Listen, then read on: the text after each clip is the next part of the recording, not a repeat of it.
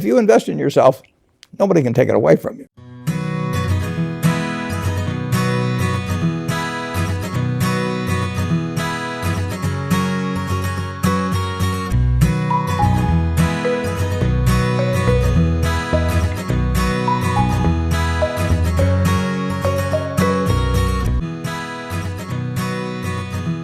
By far the best investment you can make is in yourself. I mean, for example, communication skills. I tell the students that come that they're going to graduate schools and business, and they're learning all these complicated formulas and all that.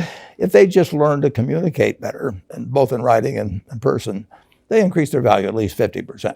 If you invest in yourself, nobody can take it away from you.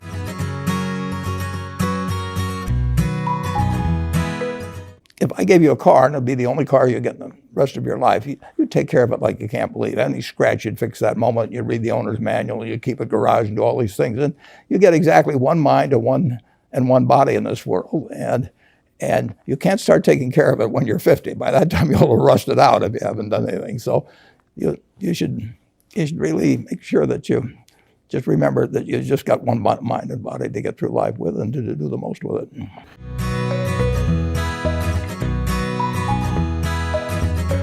You know, the most important thing is really who you associate with. You want to associate with people that are better than you are. I mean, basically, you'll go in the direction of the people that you associate with, and you want to have the right heroes.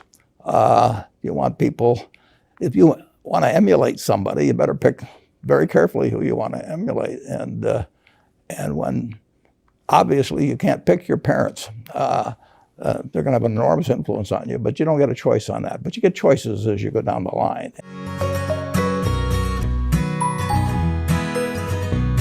Some people should not own stocks at all because they just get too upset with price fluctuations. If you're going to do dumb things because your stock goes down, you shouldn't own a stock at all. No, I mean, what are dumb things? Selling a stock because it goes down? Yeah, selling a stock because it goes down. I mean,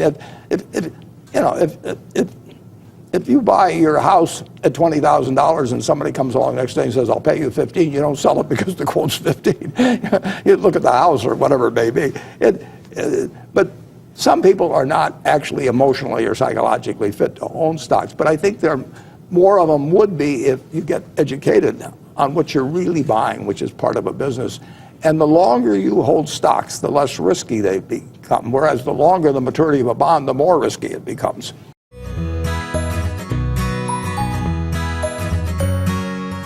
(1942) when I bought my first stock as an illustration of all the things that have happened since 1942.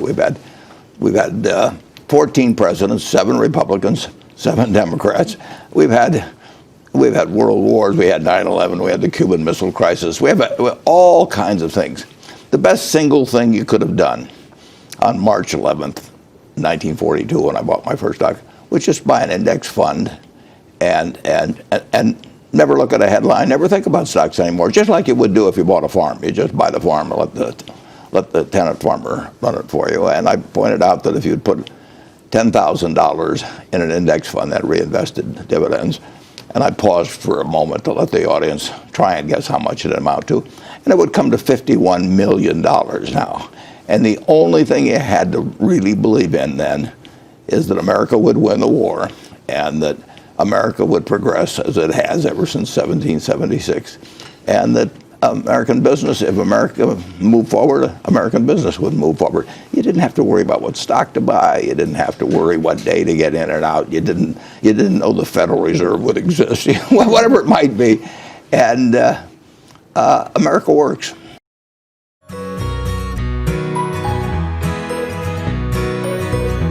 When you're just looking at the price of something, you're not investing. I mean, if you buy something, Bitcoin, for example, or some cryptocurrency, you're not looking to the asset itself to produce anything.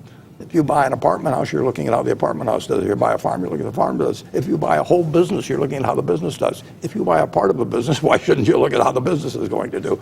But people get charmed by lots of action and the fact that things are liquid and all of that. And it does have repercussions back into the market when you get something like, an ETN arrangement on the, supercharged on the VIX. I mean, where you can lose 90% of your money in one day. I mean, that really doesn't belong with the word investment. I mean, it's a gambling.